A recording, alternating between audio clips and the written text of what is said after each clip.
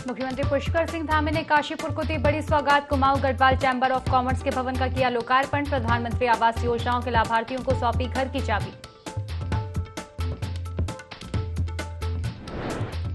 देश भर में रोजगार मेले का आयोजन। देहरादून में केंद्रीय रक्षा राज्य मंत्री अजय भट्ट ने युवाओं को दिए नियुक्ति पत्र। कहा, प्रधानमंत्री नरेंद्र मोदी के नेतृत्व में देश हर क्षेत्र में बढ़ रहा आगे।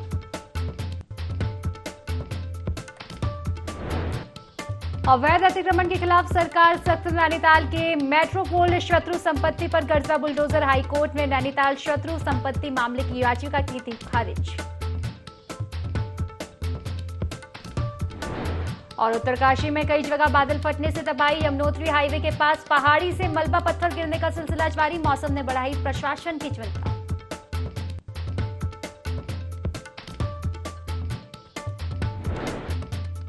चमोली ट्रीटमेंट प्लांट हादसे में पुलिस ने की कार्रवाई। विद्युत उपकरणों के संचालन में घोर लापरवाही करने वाले 3 आरोपी गिरफ्तार। करंट लगने से 16 लोगों की हुई थी मौत।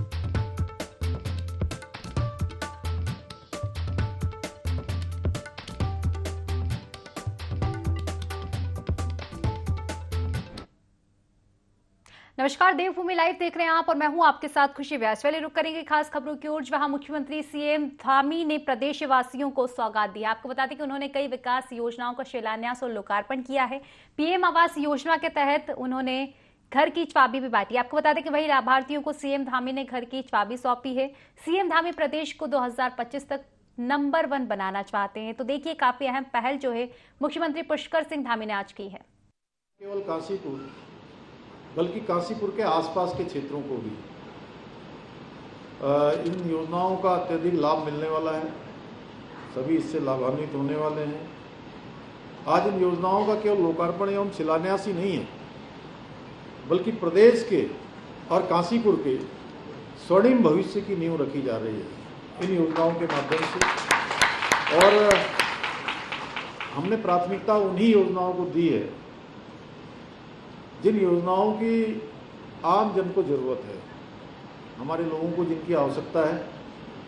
हम उन्हीं योजनाओं को शिलान्यास कर रहे हैं या उनको लोकार्पित कर रहे हैं, उनकी आवश्यकता अनुसार जल्दी जल्दी उनको पूरा करने का काम कर रहे हैं। आप सभी जानते हैं कि आदरणीय प्रधानमंत्री मोदी जी के नेतृत्व में हम उत्तराखंड को हिंदुस्तान का श्रेष्ठ राज्य बनाने के लिए हमारा जो विकल्प रहित संकल्प है और संकल्प नए उत्तराखंड का है, उसको लेकर लगातार काम कर रहे हैं, लगातार योजनाओं को आगे बढ़ा रहे हैं।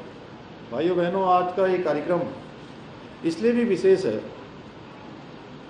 क्योंकि आज जहां प्रधानमंत्री आवास योजना के अंतर्गत 317 आवासों का लोकार्पण किया गया है और दूसरी ओर 1061 लाभार्थियों को आज इसकी पहली किस्त भी जारी हो रही है। इस अवसर पर मैं उन सभी बहनों को बधाई देना चाहता हूं। मैं देख रहा हूं कि इस सभागार में और इस सभागार के बाहर आज हमारी मातृशक्ति, हमारी बहनों की संख्या जैसा हमेशा की तरह आज भी बहुत ज़्यादा है। मैं उन सभी बहनों को विशेष बधाई देता हूं जो आज स्वयं के घर की मालकिन बन रही हैं और कहीं न कहीं लखपति दीदी भी बन रही हैं। मेरा सौभाग्य है कि आज मुझे मुख्य सेवक के रूप में आप सभी को आपका स्वयं का घर सौंपने जैसा पुण्य कार्य करने का सौभाग्य प्राप्त हो रहा है। मुझे यह अवसर मिला है। हमारे बीच अगर हम जब भी बहुत अच्छे शब्दों में भाई त्रिलोक चीमा जी ने यहाँ से आपके सामने जिस प्रकार से उन्होंने एक शहर और दूसरे शहर की व्याख्या करी और जो बात रखी वो बहुत ही अद्भुत था। और आज हमारे बीच अनेक ऐसे परिवार हैं जिनके लिए अपना घर का मिलना किसी सपने को पूरा करने जैसा है। ये सामान्य बात नहीं है। भाइयों बहनों, जब किसी गरीब को या जिसकी आवश्यकता होती है, जिसका कच्चा घर होता है, जिसके पास अपना घर नहीं होता है, उसको घर मिलता है तो उसके जीवन में एक स्थिरता आ जाती है। एक कहीं ना कहीं एक बेस उसको मिल जाता है, एक फाउंडेशन जिसको नींव बोलते हैं, उस परिवार के लिए एक नींव बन जाती है और एक नई उम्मीद के साथ फिर वो अपने जीवन को वहाँ से आगे बढ़ाना प्रारंभ करता है। इसलिए गरीबों को अपना पक्का घर देने का हमारा ये अभियान, ये केवल एक सरकारी योजना मात्र नहीं है, ये प्रदेश के एक एक वंचित को इस बात का विश्वास देने की प्रतिबद्धता है कि सरकार उनको उनके पैरों पर खड़ा करने के लिए, उनके सशक्तिकरण के लिए और उनके आने वाले बच्चों के लिए दृढ़ संकल्पित है। और हमने ये दृढ़ संकल्प लिया है कि सबको मकान मिलेगा। आदरणीय प्रधानमंत्री मोदी जी ने ये प्रधानमंत्री आवास योजना जब से चलाई है, देश के अंदर 4 करोड़ लोगों को अभी तक ये मकान दिए जा चुके हैं, उनको अपने मकान प्राप्त हो गए हैं। और उसमें अगर संख्या देखी जाए तो अत्यधिक संख्या अगर किसी की है तो हमारी माताओं बहनों की संख्या उसमें कम से कम 70% जो संख्या है मकान जो मिले हैं वो हमारी माताओं बहनों को मिले हैं। 2014 के पहले जब हम अखबार देखते थे, जब तक मोदी जी देश के प्रधानमंत्री नहीं बने थे, तो अखबारों में जो खबर छपती थी तो खबर छपती थी कि आज 2G स्पेक्ट्रम का घोटाला हो गया, 3G स्पेक्ट्रम का घोटाला हो गया, कॉमनवेल्थ का घोटाला हो गया, दूरसंचार का घोटाला हो गया, कोई आवास आवंटन का घोटाला हो गया, कोई कोयले का घोटाला हो गया। एक के बाद एक घोटालों की बात आती थी। और परंतु जब से देश में मोदी जी की सरकार आई है और प्रदेश में डबल इंजन की भाजपा की सरकार आई है, तब से अखबारों में नए प्रोजेक्टों के शिलान्यास, नई योजनाएं, नए नीति, नए नियम, प्रदेश और देश के लिए नए फैसले, नए शिलान्यास। चलिए खबरों में आगे बढ़ेंगे, जहां नैनीताल के मेट्रोपोल शत्रु संपत्ति पिछले कई सालों से अतिक्रमण से घिरी हुई थी, जिस पर अब सरकार ने बड़ी कार्रवाई का अंजाम दिया है। आपको बता दें कि प्रशासन तकरीबन एक साथ 10 जेसीबी लगाकर अवैध कब्जा हटाने पहुंचा, जहां भारी संख्या में पुलिस फोर्स, प्रशासनिक अधिकारी, नगर पालिका नैनीताल और नगर निगम हल्द्वानी प्राधिकरण के मजदूर मौजूद रहे।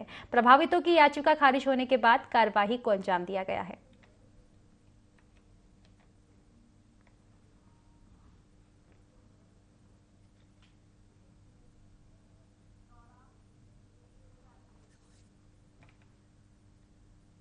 बाजपुर रोड स्थित Kumaon Garhwal chamber of commerce and industry KGCCI के नवनिर्मित भवन का उत्तराखंड प्रदेश के मुख्यमंत्री पुष्कर सिंह धामी ने लोकार्पण किया।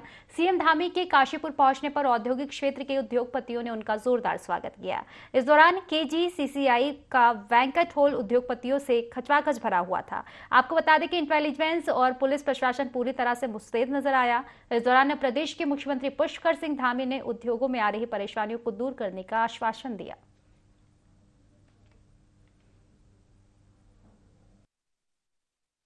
आपदा के समय हमारे यहाँ अधिकारीगण काम कर रहे हैं। निश्चित रूप से मैं सारी बातों की जानकारी भी लेने आया हूँ और जो मुझे जानकारियाँ मिली हैं, हमारे अधिकारी मुस्तैद भी हैं। ये भी कहा गया है कि 24 घंटे हम लोग मुस्तैद रहेंगे, फ़ोन ऑन रखेंगे, समन्वय बना के काम करेंगे। आपदा का समय है, किसी प्रकार की छुट्टी और ये सब चीज़ें नहीं होंगी। लगभग 32 सड़कें अभी अवरुद्ध है, जिनके लिए काम जारी है। जो हमारे परिजन हैं उनसे कांटेक्ट किया जा रहा है। एक ही जो टेक्निकल रिपोर्ट आने के बाद उसको भी मुआवजा देंगे। सितारगंज के बसगर में कैबिनेट मंत्री सौरभ बहुगुणा ने पशुपालन लाइव फॉडर हार्वेस्टिंग शो और IFO का उद्घाटन किया। पशुपालन लाइव फॉडर हार्वेस्टिंग शो में पंजाब एग्रीकल्चर की तर्ज पर हार्वेस्टिंग और फार्मिंग मशीनरी की प्रदर्शनी लगाई गई, जिसमें एग्रीकल्चर संबंधित मशीनों की नई तकनीकों को दर्शाया गया, जिससे पशुपालक दुग्ध उत्पादक को बढ़ा सके और उन्हें अधिक मुनाफा हो सके।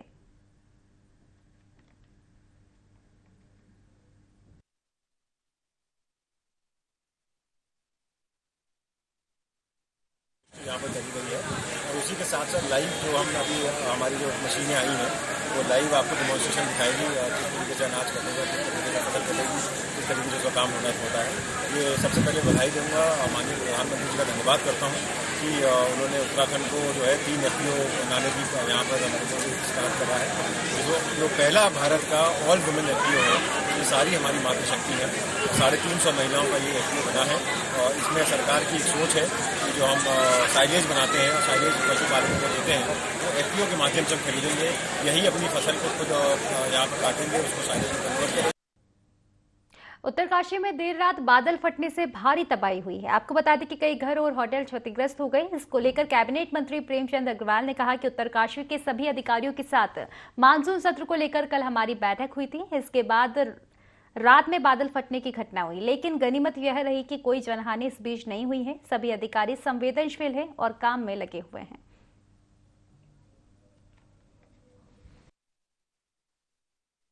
कल मैं उत्तरकाशी में ही था। मैंने वहाँ पे जिस प्रकार से सभी अधिकारियों के साथ बैठक की थी और लगातार एक ही बात कही है कि हमारे सामने चूँकि ये जो वर्षा काल है, मानसून काल है, जिसमें अनेकों इस प्रकार की घटनाएं होती हैं। रात इस प्रकार की घटना सूचना में आई है, लेकिन भगवान की कृपा ये है कि कोई कैजुअलिटी नहीं हुए। लेकिन अधिकारी हमारे पूरे मुस्तैद हैं और मैं लगातार उनसे बातचीत कर रहा हूँ और किसी भी प्रकार का कोई भी इस प्रकार की घटना होती है तो हमारे अधिकारी पूरी तरह से वहाँ संवेदनशील और काम कर रहे हैं। मेरी कल रात ही सब लोगों से उनसे बैठ के बातचीत हुई है, मुस्तैद किया है, निर्देश दिया है, किसी का भी फ़ोन ऑफ नहीं होगा, 24 घंटे की वो अपने इस काम में लगे रहेंगे और आपस में समन्वय बना के सभी को लगना है। वहाँ बीआरओज थे, हमारे तमाम दूसरे अधिकारीगण थे, सभी के साथ बैठना हुआ है और आवश्यकता हुई तो जाऊँगा। खबर आपको खटीमा से बता दें, वहां पर शिक्षक ने छात्राओं से छेड़छाड़ कर दी। बताया जा रहा है कि स्कूल प्रशासन ने आरोपी शिक्षक के खिलाफ कार्रवाई भी नहीं की, जिससे नाराज छात्राओं और उनके परिजनों ने कॉलेज में प्रदर्शन किया। आपको बता दें कि छेड़छाड़ के आरोपी शिक्षक के खिलाफ अभिभावकों ने कार्रवाई के लिए पुलिस को तहरीर दी है। साथ ही इंटर कॉलेज के प्रिंसिपल ने मुख्य शिक्षा अधिकारी को छेड़छाड़ के आरोपी शिक्षक के खिलाफ निलंबन की कार्यवाही के लिए पत्र भी लिखा है। आरोपी शिक्षक पर पहले छात्राओं से छेड़छाड़ का आरोप भी लग चुका है।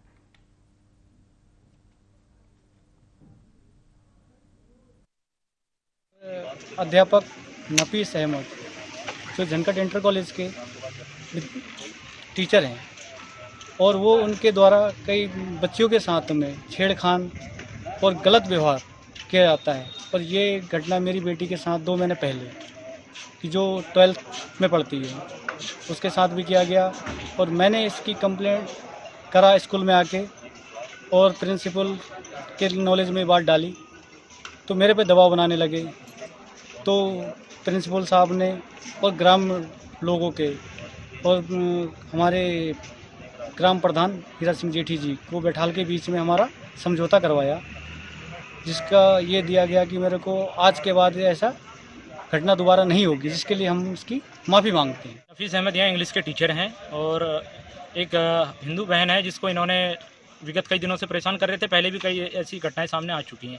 तो कल इन्होंने इस घटना को दोबारा पुनरावृत्ति जब हुई थी तो उस परिवार से फोन आया था विश्व हिंदू परिषद को। तो सुबह जब हम लोग यहाँ पर एकत्रित होकर आए उसके बाद विद्यालय प्रशासन से जब पूछताछ करी तो इन्होंने उसको अवकाश स्वीकृत किया हुआ उसका। उस व्यक्ति की दबिश के लिए उसको उठाने के लिए उसको निलंबित करवाने के लिए लगातार विश्व हिंदू परिषद और हमारा संगठन यहाँ पे प्रयासरत है। देखिए, मेरे पास सूचना आई थी कि जनकट गवर्नमेंट इंटर कॉलेज में कोई नफीस अहमद करके इंग्लिश के प्रवक्ता हैं, इनके द्वारा लगातार पहले भी इनके द्वारा छात्राओं के साथ छेड़खानी का मामला प्रकाश में आया था। प्रिंसिपल साहब ने उसको कोई समझौता कर दिया था। कल फिर उनके द्वारा कुछ 4 छात्राओं को साथ छेड़खानी की। तो उसी सिलसिले में काफ़ी लोग जो उनके पेरेंट्स वगैरह हैं और अन्य लोग जो हैं वो काफ़ी आक्रोशित होकर वहाँ पर उन्होंने धरना प्रदर्शन किया। तो मैं मौके में गया और पुलिस वगैरह भी आई थी। तो फिलहाल मैंने प्रिंसिपल को ने तहरीर दे दी है थाने में कि उसके खिलाफ, उस आरोपी शिक्षक के खिलाफ, और मैंने मुख्य शिक्षा अधिकारी को उसके निलंबन की सूचना दी। 19 जुलाई को चमोली में एसटीपी प्लांट पे हुए करंट हादसे में पुलिस ने बड़ी कार्यवाही करते हुए 3 लोगों को अब गिरफ्तार किया है। आपको बता दें कि एसटीपी में करंट से 16 लोगों की मौत के मामले में संचालित कंपनी की लापरवाही सामने आने के बाद पुलिस ने प्लांट सुपरवाइजर, ऊर्जा निगम के लाइनमैन और प्लांट के संचालन को देख रहे जल संस्थान के प्रभारी सहायक अभियंता को गिरफ्तार किया है। पुलिस अधीक्षक प्रमेंद्र डोभाल ने बताया कि प्लांट का संयुक्त रूप से संचालन कर रही कंपनियों के अधिकारियों की गिरफ्तारी के प्रयास किए जा रहे हैं। गिरफ्तारी के लिए टीम भी गठित की गई है।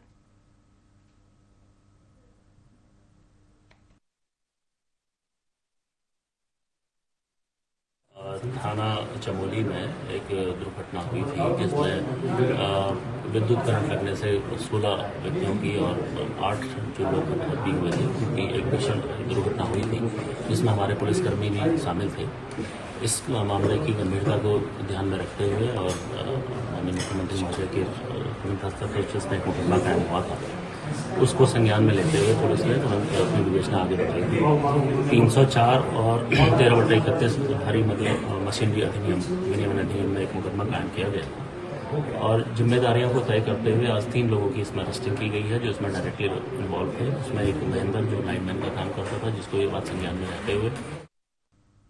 लक्सर तहसील क्षेत्र में इन दिनों एक सूची काफी वायरल हो रही है, जिसमें लक्सर तहसील क्षेत्र के कई गांव बाढ़ प्रभावित दिखाए गए। वहीं कई गांव की सूची से नदारद दर्शाए गए। इस सूची को प्रशासन ने अनुचित करार दिया है।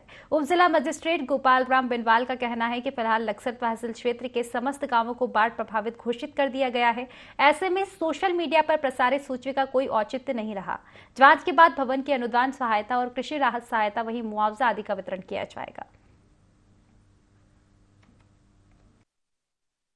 जानकारी में आया है और कुछ प्रधान लोगों के द्वारा फोन करके भी अवगत कराया है कि एक सूची सोशल मीडिया में है जिसमें कि कुछ गांव सम्मिलित है, कुछ गांव सम्मिलित नहीं है। मैं सभी क्षेत्रवासियों को अवगत कराना चाहता हूं कि तहसील लक्सर के विकासखंड खानपुर और विकासखंड लक्सर दोनों क्षेत्र के पूरे तहसील क्षेत्र के सारे गांव आपदा ग्रस्त और आपदा से प्रभावित गांव हैं और सभी गांव में नियमानुसार जो मानक है उसके अनुसार राहत सहायता वितरण की कार्रवाई की जाएगी। सभी गांवों का सर्वे किया जाएगा और जो जिस गांव में जो फसल क्षति हुई है, चाहे भवन क्षति हुई है, किसी भी प्रकार की जो क्षति आपदा से हुई है उसका आंकलन कराते हुए नियमानुसार मुआवजा वितरण की कार्रवाई की जाएगी। उत्तरकाशी से महज कुछ किलोमीटर दूर बोंद गांव बसा है, जहां साल भर बीत जाने के बाद भी पुल का निर्माण नहीं हो पा रहा है। बच्चे जान जोखिम में डालकर स्कूल पहुंच रहे हैं और यह तस्वीर किसी वन गांव की नहीं बल्कि सांसद ने इसे गोद ले रखा है। पुल न बनने से बच्चे और शिक्षक दोनों ही परेशान हैं। कई बार आवेदन के बावजूद इस ओर कोई भी ध्यान नहीं दिया गया। सांसद के गोद लिए गांव की यह तस्वीरें शहर में कितना और किस तरह विकास हो रहा है इसको उजागर करती हुई नजर आ रही है।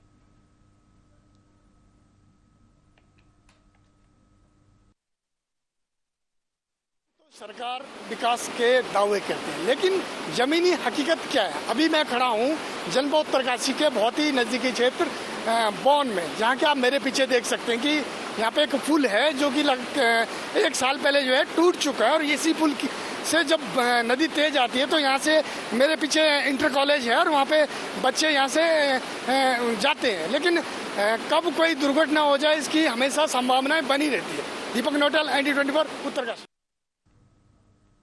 मुख्यमंत्री पुष्कर सिंह धामी ने जनपद चंपावत में पर्यटन गतिविधियों को बढ़ाए जाने के लिए पर्यटन विकास के क्षेत्र में अनेक घोषणाएं की है, जिससे धरातल पर काम भी दिखाई दे रहा है। साथ ही लोगों को स्वरोजगार से जोड़े जाने के लिए कृषि और पशुपालन से भी आगे बढ़ाया जा रहा है। मुख्यमंत्री पुष्कर सिंह धामी के चंपावत जिले को एक आदर्श जिला बनाए जाने की दिशा में काम किया जा रहा है। जिला मुख्यालय के निकट मुडियानी में स्थित उद्यान विभाग की नर्सरी को विकसित किया जा रहा है। इस नर्सरी में जहां एक और विभिन्न प्रजाति के फल पौधों को उगाया जाएगा तो वहीं विभिन्न प्रकार की नर्सरी भी तैयार की जा रही है। जिलाधिकारी नरेंद्र सिंह भंडवारी ने विभाग को नर्सरी विकसित करने हेतु निर्देश भी दिए हैं।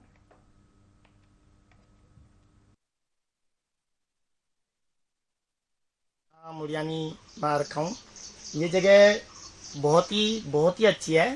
यहाँ के हमने बहुत सी चीज़ें देखी, हमने बहुत से नए नए पौधे जाने, हमें यहाँ के बहुत सी चीज़ें जानी है हमने। जैसे हमने यहाँ कीवी का पेड़ देखा और भी बहुत सी चीज़ें देखी, हमें बहुत सी चीज़ें बताई गई यहाँ कि क्या क्या सही है, कौन से मौसम में क्या उगाते हैं। हमने हमारी चंपावत में बहुत सारी लोकेशंस देखी थी जो हमें पसंद आई थी, तो हम यहाँ के बहुत अच्छी लोकेशन लगी और बहुत ज़्यादा चीज़ें सीखने को मिली। चाह रहे हैं कि इसको और डेवलप करें ताकि यहाँ पे टूरिज्म क्रिएट किया जा सके। मणिपुर में हुई हैवानियत से जनपद बागेश्वर में भी आक्रोश है। बागेश्वर में कांग्रेस ने मणिपुर और केंद्र सरकार की कार्यशैली को लेकर पुतला फूका। पूर्व राज्यसभा सांसद प्रदीप टमटा, पूर्व विधायक ललित फरसवाड़, महिला कांग्रेस अध्यक्ष आदि ने डबल इंजन सरकार को फेल बताया। कांग्रेस का आरोप है कि बीजेपी शासित पहाड़ी राज्यों में महिलाएं सहमी हुई है। उत्तराखंड में भी अंकिता भंडवारी केस से जिस तरह VVIP का नाम छुपाया जा रहा है, इससे स्पष्ट है कि डबल इंजन की सरकार में महिलाओं की स्थिति बद से बदतर है।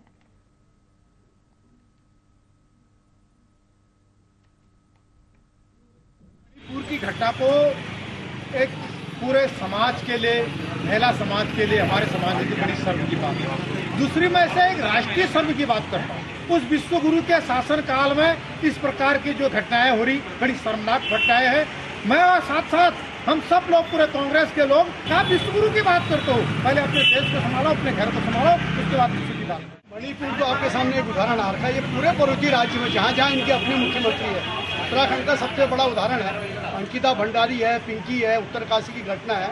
इन घटनाओं में जब इनके मुख्यमंत्री पर्दा डालने की कोशिश कर सकते हैं तो भाई ऐसी विभत्स घटनाओं को तो मणिपुर के मुख्यमंत्री ने क्या नहीं करा होगा, जब पूरे राष्ट्र में कहीं ना कहीं हमारी बहुत किरकिरी आज इस मणिपुर की घटना से उड़की है। और हम चाहते हैं माननीय गृह मंत्री जी और माननीय प्रधानमंत्री जी तत्काल जो है मणिपुर की सरकार को बर्खास्त किया जाए। मणिपुर में जो मतलब आज तक के इतिहास में ऐसी घटना आपने कहीं नहीं देखी होगी। मेरी तो जनता से अपील है कि जनता को जो है अपनी महिलाओं के सम्मान में आगे आना चाहिए। महिलाओं को कम से कम खास तौर पर राजनीति से ऊपर उठकर किसी भी दल की महिला हो अपने वजूद को बचाने के लिए आगे आना चाहिए। आप मणिपुर के इस गृह युद्ध को रोकिए, प्रधानमंत्री ने ध्यान नहीं दिया। लेकिन हैरान की ये बात है कि देश के गृह मंत्री 4 दिन तक मणिपुर का दौरा कर, जब तक वीडियो वायरल नहीं हुआ उसका संज्ञान नहीं लिया गया। अब ये तो एक हादसा आया है, कई हादसे हो सकते हैं।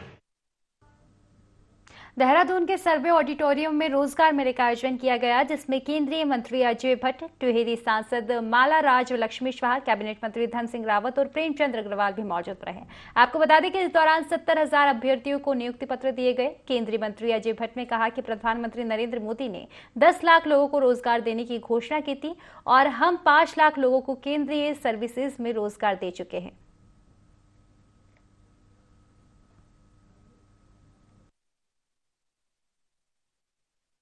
लगी है ब्रांच पोस्ट मास्टर के लिए उत्तराखंड ये खादर में, और यहाँ पे आज मुझे ये रोजगार मेला के तहत मिला है ये मेरा ज्वाइनिंग लेटर, और इसके लिए मैं उत्तराखंड सरकार और मोदी जी का बेहद दिल से धन्यवाद करता हूँ। युवाओं को रोजगार मिल रहा है, बहुत तेजी से मिल रहा है।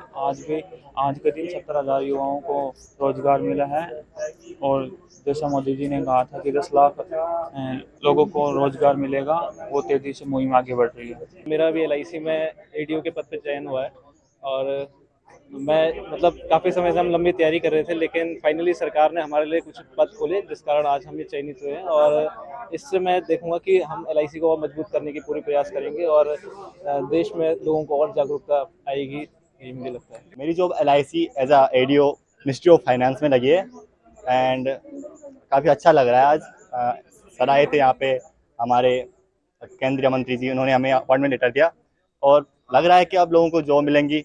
पहले देखते थे हम, ये हो गया, ये धांधली हो गई, ये हो गया, अब नहीं लग रहा कि ऐसा कुछ हो रहा है।